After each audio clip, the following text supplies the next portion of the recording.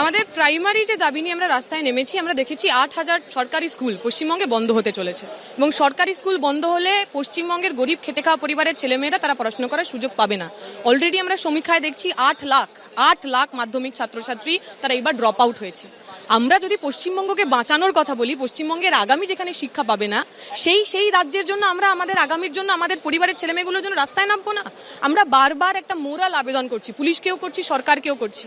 এটা এসএফআই এর কোনো পলিটিক্যাল লড়াই নয়, এতে এসএফআই এর খুব নাম হবে, ডাক হবে তা নয়। তাদের পরিবারের ছেলেমেয়েদের ভবিষ্যতের জন্য লড়াই। আমাদের পূর্ব ঘোষিত কর্মসূচি আমরা এর আগেও বহুবার আমাদের যিনি শিক্ষামন্ত্রী তার কাছ থেকে অ্যাপয়েন্টমেন্ট চেয়েছি।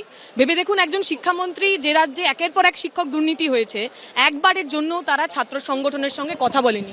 আমরা বলেছিলাম বাধা দিলে বাঁধবে লড়াই, আটকে থাকার কোনো জায়গা নেই। আগামীকে বাঁচানোর লড়াই, সেই লড়াই আমরা রাস্তায় থাকবো।